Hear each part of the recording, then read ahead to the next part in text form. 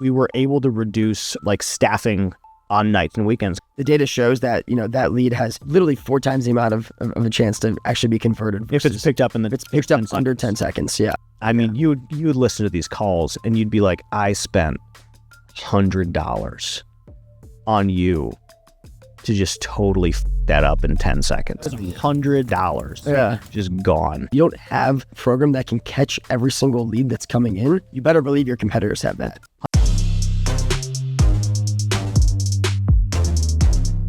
Welcome back to Owned and Operated.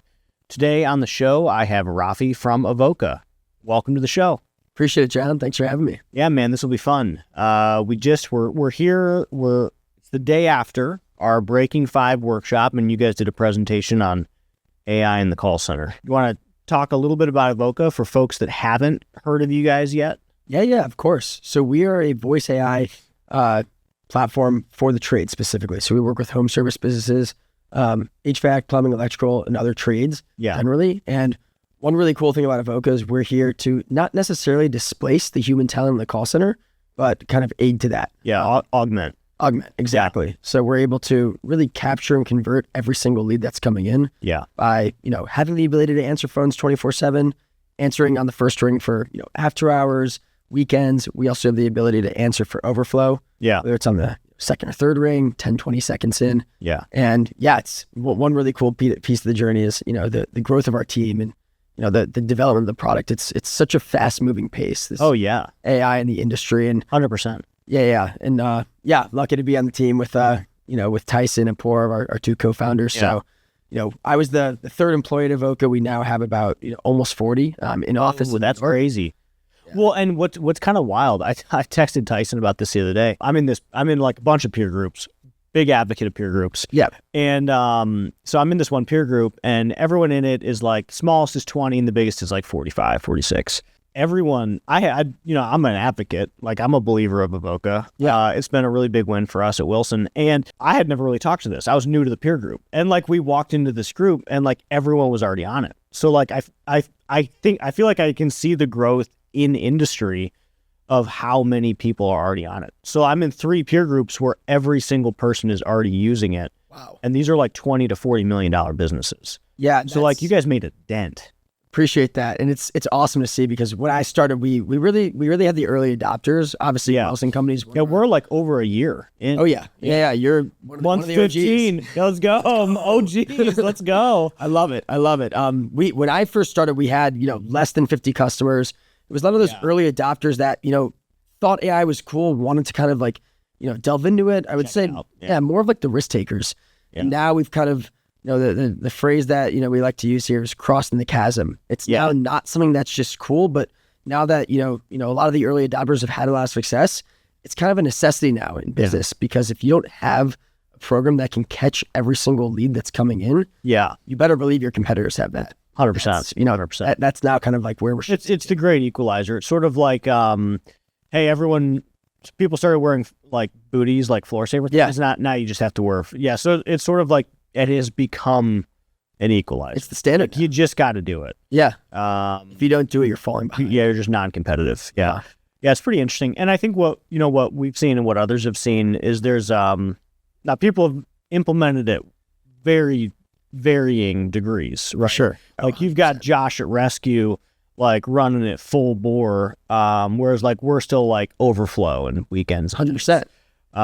But it's a labor saving. Like for us, when we did it, it was we removed our old answering service, and that was a really big win, cost savings. And then even after that, we were able to reduce like staffing on nights and weekends because we have to run a 24/7 center because our old answering services were just so terrible. So that ended up being a really big win for us. Awesome. Yeah, I'd love to hear that. And one really cool piece too that I know you guys are experiencing here is that human-centric piece of it as well. Mm-hmm. So we're actually one of the only companies out there that has our own human thing. Human in the loop. So we have our own human call center. Yeah. They go through a very extensive interview process with us. Not only representing, our brand, but they're directly on the front lines representing the brands that we're partnered with, like the Wilson companies. And so we make sure that they're enabled not only with, those companies scripting, but also just generally with the ability to, have that kind of warm transfer through our model that we put them through, which is huge. And I think that's really making a huge difference because, AI is amazing, but there's certain applications where, in a really tough kind of emergency setting, you need that human touch at the end of the day. And I think that's where our humans can come in and kind of, provide that to customers that might be upset or, just really showing heightened emotion. Yeah. What do you think, who out there has implemented AI the best in their call center? Like, how have they done it? Yeah. Are you talking about like specific companies? Yeah. Yeah. Because I think, for people that haven't or are beginning to try to everyone's heard of AI, right? Yeah. And everyone at this point is like, well, how do I use it? And the ways that we're thinking about it is like level one, we made this up, so this is not official, but like level one is, hey, I use AI in my business. And that could be Avoca as like overflow or nights and weekends calling. It could be like ChatGPT writes my emails to my customers. Level two in our mind, which we're not there yet, and we've been using AI in every department for over a year now. Level two is like, it is now displacing labor. So like we are using this as an efficiency, we are custom deving problems with it. And then number three is like that basically, like we are custom designing solutions to our very hyper-specific problems. So those are our like how we think about AI implementation into Wilson. So for who do you think out there is a customer that of your guys that's really like just doing a great job? Yeah, it's one of those levels. Yeah, great question. I think one customer that's doing a great job, and actually on one of our other products is AAA Solutions, and that's in actually Michigan? They're actually in the Denver metro area. Okay, and they're doing a great job specifically on Coach because what Coach does, and while our Responder product, that AI sales agent can answer all those calls, and give you guys the best opportunity to actually book those incoming calls that are coming in. The neat thing about Coach is that it's able to actually go in and, provide feedback on every single call, even the calls from your human CSRs. Yeah. By really giving them data-driven insights on, what's happening on the phone. Yeah. Where are CSRs like messing up the most? Where are they doing, where are they having the most success? That way, I think that's a really cool tool, really kind of empowering their team to understand like which CSRs are strongest in which category and which kind of help on specific categories and kind of tailoring it to there. So I think that's a company that's doing it really well, specifically for Coach. For Responder, we actually just started with a company out in the Memphis area, Choate's HVAC, plumbing, and electric, and they've been using Avoca quite a bit to catch a ton of overflow during the day. Yeah, I think one thing that's made them very successful is the amount of kind of dedication and drive that they've put into their process of actually developing Avoca and having it be in their business. This is not really a plug and play solution, John, where someone comes up to us, wants to use Avoca, 48 hours later, it's implemented. Yeah. This is going to be very custom and unique to the business. I feel like it took us 90 days for it to learn. For sure. Is that still the case? Yeah. I would say it's going to perform at a high level from the start, but obviously as it's because we were already customer base. Yeah. Of course. And, every month, every couple weeks, like we're always making iterations to our products. So not only to our direct voice product, but also the ability to have, a simple scheduler that can, go on your website and, a customer, with ease can book from there. And it's all the little nuanced things that people don't realize where, you can go in there and, once you put your phone number in, our AI is able to capture that and then even, potentially go and outbound to that customer as well. Yeah. I know you guys just dropped that. That was pretty interesting.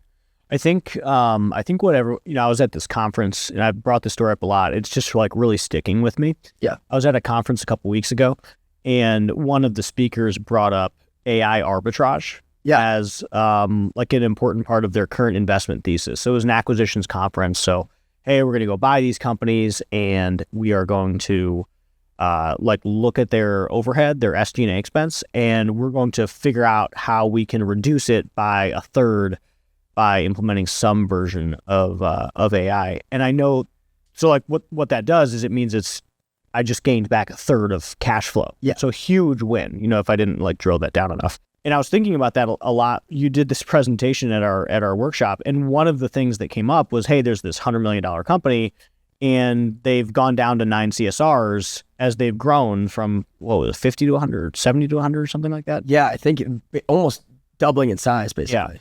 And they didn't have to add any headcount, and it was like basically we could take on actually reducing a little bit of headcount. Yeah. Well, that's been ours too. Yeah. So like obviously there's a lot to that. Some of it's Avoca, some of it's like better practices. There's a lot to that, but we went from 18 to 10.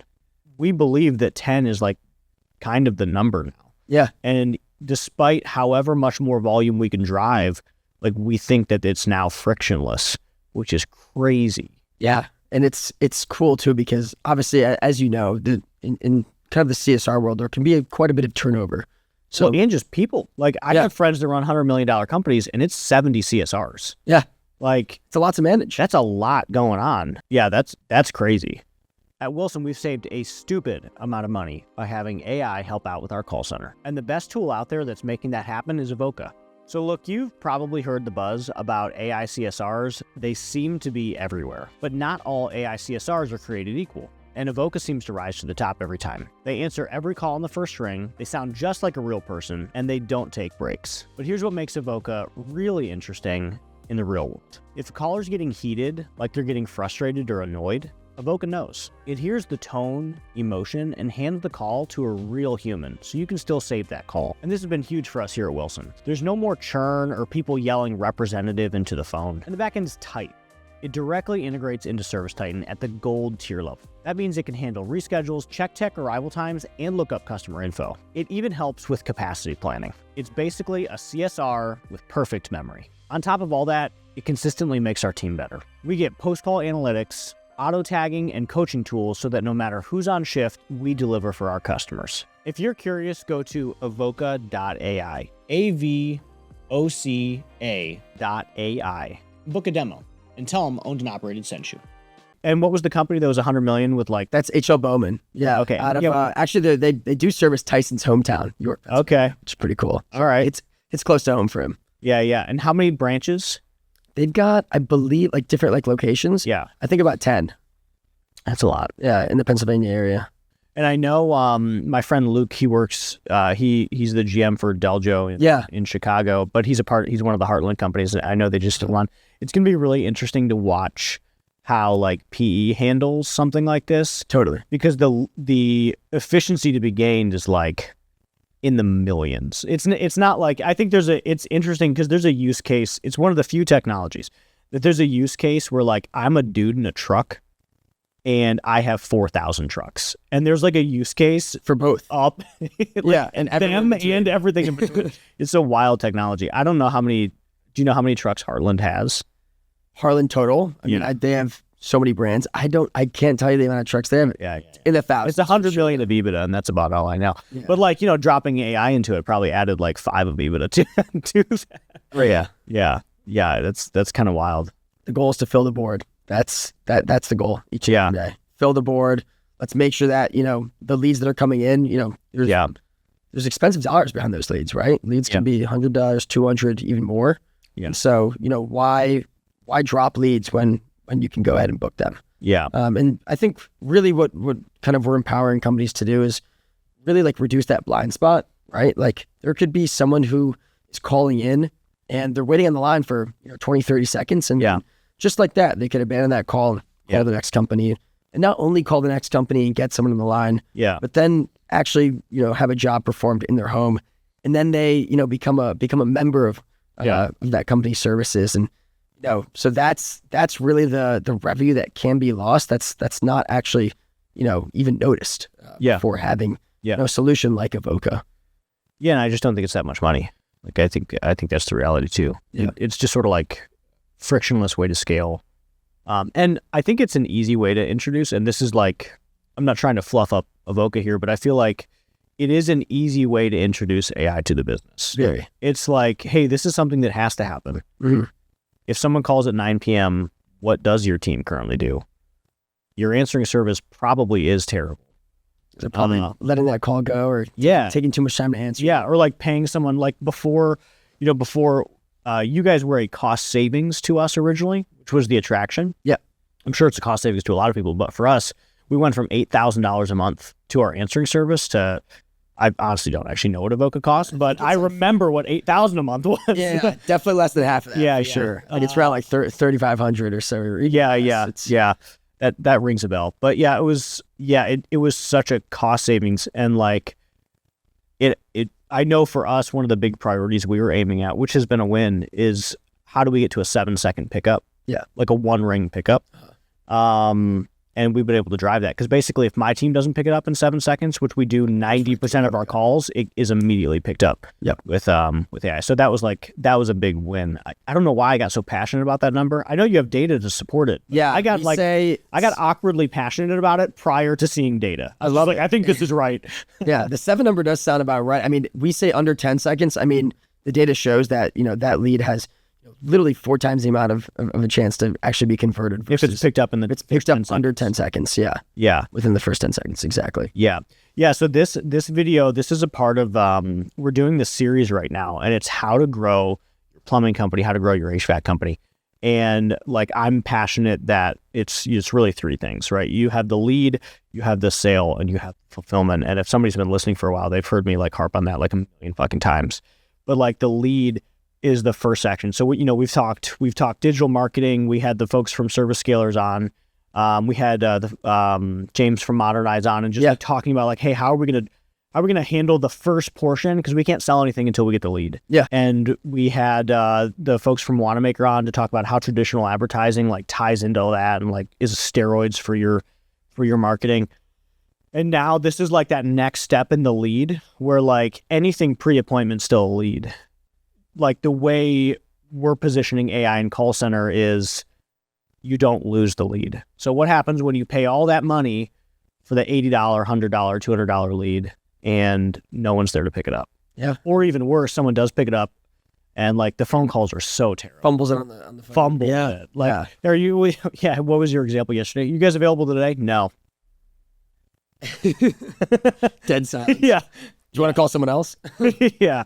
Yeah, we used to, I mean, everyone's got those horror stories. I remember it's the worst ever. When you listen to your own call centers, we're fortunate now. Our call center is amazing. Yeah. Like 5-6 years ago, it was a crazy pain point. I mean, you would listen to these calls and you'd be like, I spent $100 on you to just totally fuck that up in 10 seconds. Like, that was $100 to lose that. That was $100 fucking dollars. Yeah. Just gone. It's painful. So if someone's AI curious and they're thinking about call center, sounds like Avoca is a potential solution. What are other like applications that you guys have seen that's an interesting way to drive AI into service business outside of call center? Outside of call center? Yeah. I think for home service businesses, there can be a lot of a lot of people don't know what happens in the field as well, right? Like when technicians are actually out. Oh, sure, yeah. So I don't know if you've heard of Rilla before. Yeah. They do, coaching for those infield technicians. Yeah. So we've seen that be, a huge success, and having technicians, like having the ability to actually like coach them correctly. Yeah. And then also our friends at ProBook. I don't know if you've heard of them, George and his team. Yeah. They built a product. It's AI dispatching tool. Yeah. Which has been massive as well for just making sure that every single job gets assigned to the right tech. Yeah. So they're pretty deep in service time. I think they services that are specific on service time. Yeah. And we've seen those applications be huge too. Yeah. That's kind of like that kind of encapsulates, I'd say, like a pretty large percentage of the sales process right there. So we've seen a lot of success there, specifically with, a lot of companies that use Avoca, they partner with Rilla Pro as well. So we've seen huge success there. I have friends, we are not trying to do this, but I have friends that are trying to like figure out how to unpeople their entire administration team. My quick take, probably a bit early, but I think in the next year we could start to see it where they're like, hey, if I've got an AI call taker that can directly book and I've got a dispatch software that can manage the board, there's no need. What do you need at that point? And the answer is less. You definitely need less. Much less. Yeah. I think the big thing there, because what we recommend is, making sure everything is fine-tuned, starting small, right? So starting with starting with flow. Yeah. Yeah. There's more difficult situations. And once kind of companies feel very confident on it, then kind of, scaling from there. And that's how the real growth starts, not just the cost savings. Yeah. Yeah. Man, this was fascinating. So this was a good dive, and I loved your presentation yesterday. My big takeaways were like really like the $100 million company with 9 CSRs. Yeah. Blew my freaking mind. And there was that, again, I have friends in the 100 million range, and like it's like 50 to 60, sometimes 70 CSRs. Like that's a wild game changer. That's millions of dollars. Huge overhead back into the business. So just really huge win. Some other great vendors to think about how to introduce AI into the business. I feel like that was good. If you've got any of the other like quick hits on if like dropping AI into your call center, like what do you think would be the quick tip? I think the quick tip for dropping AI in a call center, start slow. And then really, I think the biggest thing when kind of implementing a product like Avoca is really going in and diving in, understanding your true booking rate. I think that's where that's where a lot of the misconception is. Yeah. That was a learning curve for us. People think their booking rate is 85, 90%, but they're not factoring forward those abandoned calls, those excuse calls, those vendors. CSRs. Exactly. Yeah, totally. Sometimes CSRs can make mistakes. Yeah. You don't know if it's on purpose or on accident, but there are mistakes made. So Avoca is there to really kind of shed light on that and then, kind of help drive that booking rate up. Yeah. No, that makes total sense. That was a real learning curve for us. Like we call it raw book rate now. Yeah. And like our raw book rate, I think is in the 30s, which like is actually that's good. Yeah. like that's all calls. Yeah. It doesn't sound good, but like that's good. When we first started tracking it, it was like 27. But like 30s feels like pretty good. Like we're feeling good. Love it. Awesome. Yeah. Well, thanks for coming on, Rafi. Thanks for having me. A lot of fun.